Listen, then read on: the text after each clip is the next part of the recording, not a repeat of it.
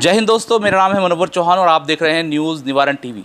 इस वक्त हमारे साथ हैं समाजवादी पार्टी मेरठ के जिलाध्यक्ष विपिन चौधरी। और जिस तरीके से यहाँ पर टिकटों की अदला बदली हुई और पैरासूट के माध्यम से भारतीय जनता पार्टी अपने प्रत्याशी को लेकर आए, तो यहाँ जो जनता है, जो जनता जनार्दन है, जो वोटर्स है, वो कहीं ना कहीं निष्क्रिय हो गया। उनको समझ नहीं आ रहा है कि विश्वास किस पर करें। एक तरफ पैरासूट लैंडिंग हुई, लोग सोच रहे थे कि स्थानीय नेता आएगा, वो वोट करेंगे, चुनाव प्रचार में जाएंगे, लेकिन ऐसा नहीं हुआ।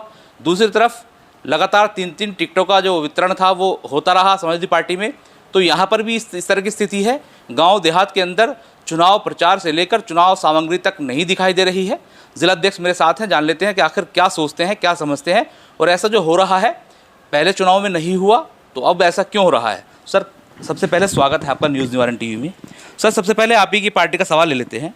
मेरठ में पहले वकील साहब को आप ले आए, फिर सरदना विधायक को ले आए और अब पूर्व मेयर को ले आए।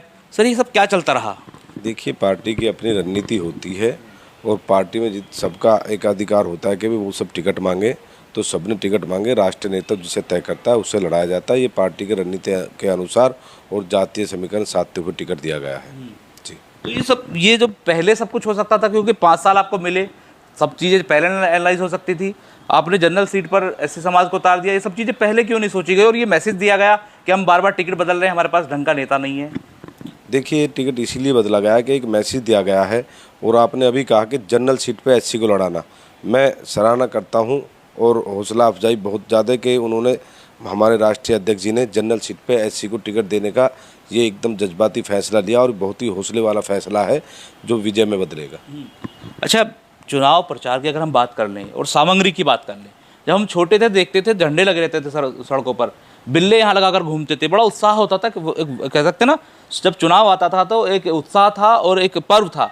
लेकिन अब देखने को मिल रहा है, गांव चले जाइए, पता ही नहीं चल रहा चुनाव है नहीं है।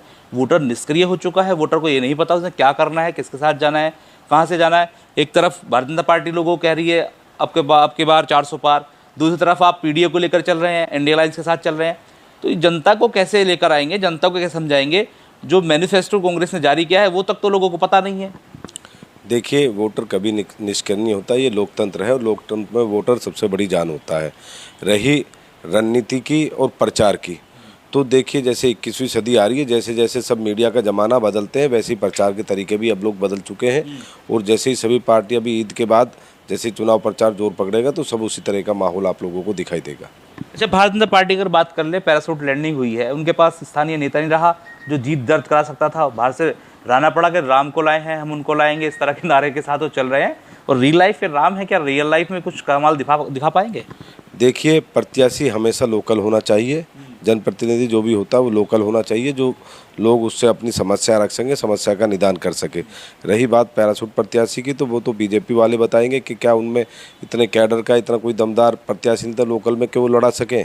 और रही आपने राम वाली बात जो कही किरदार वाली, तो वो तो एक नकली किरदार है और यहाँ पे असली चरित्र का मसला है। हमारी सुनीता वर्मा जो है कि लोकल है, जनप्रतिनिधि है, मेयर रही हैं और मजबूत प्रत्याशी हैं। और मैं पहले भी अपने 2-3 इंटरव्यू में कह चुका हूँ, बार बार उस चीज़ को मुद्दा बनाता हूँ कि कलाकार रामलीला में बहुत करते हैं। कोई रावण का रोल करता है, कोई विभीषण का रोल करता है, कोई किसी का सुपनका का भी रोल करते हैं हैंड्सो के, तो क्या वो राम हो जाते हैं? तो राम तो कण कण में बसे हुए हैं। जब हम भारतीय जनता पार्टी के नेताओं से बात कर रहे हैं तो इंटरनेशनल मुद्दे, नेशनल मुद्दे, नेशनल कामों को गिनाया जा रहा है, स्थानीय मुद्दे गायब हैं। आप अखबार भी छाप रहे हैं कि स्थानीय मुद्दे गायब हैं इस चुनाव से। आपके क्या स्थानीय मुद्दे हैं सर? देखिए, स्थानीय मुद्दे तो जो जन समस्याएं होती हैं, सड़कों की समस्याएं होती हैं, पानी की समस्याएं होती हैं, बिजली की समस्याएं होती हैं, जनप्रतिनिधि यही उनकी समस्याओं का निदान करते हैं। और सबसे बड़ा तो बेरोजगारी है आज के डेट में, कि अगर हमारा यहाँ से सांसद चुन के जाए और दो देश की सबसे बड़ी पंचायत में ये मुद्दा उठाए तो उसे बल मिलता है।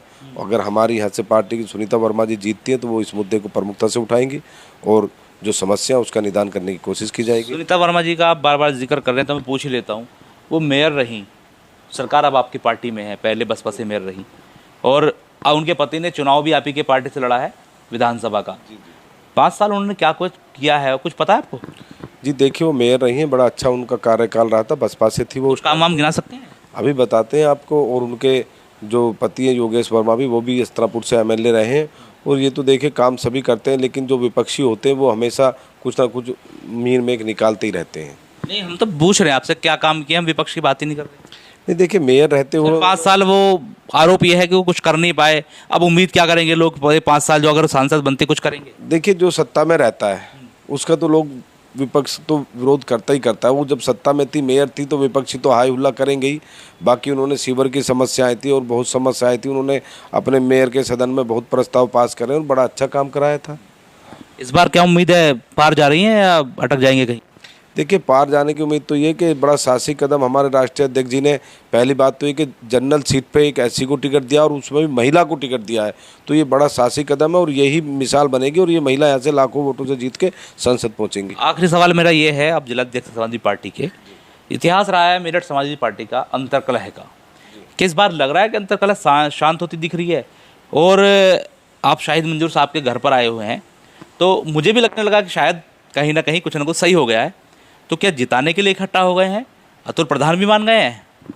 देखिए, पूरा समाजवादी परिवार एक है, चाहे शाहिद मंजूर साहब हो, रफ़ीक साहब हो, अतुल प्रधान जी हो, और सब पूरा समाजवादी परिवार एक है, कोई अंतर्कलह नहीं है। और जहाँ धन माल होता है वहाँ तो बंटवारा होता ही होता है, जहाँ बर्तन होते हैं वहाँ खड़कते हैं, जहाँ कुछ होगा नहीं तो वहाँ खड़केंगे क्या। तो आपसी वो था, सब कुछ अब मेल मिलाप हो गया। हम लोग यहाँ से जिता के भेजेंगे मजबूताई से और अखिलेश जी को तोहफा देंगे मेरठ के ऐतिहासिक जमीन से, और 15 साल में यहाँ पे कमल मुरझा जाएगा। हमारे साथ विपिन चौधरी थे, उन्होंने मुखर होकर बातचीत की और बताया किस तरीके से चुनाव जीत रहे हैं। हालांकि परिणाम क्या होंगे सब भविष्य के गर्भ में है। अपने सहयोगी आरिफ मोल्ला के साथ में मनोहर चौहान, न्यूज़ 11 टीवी, मेरठ।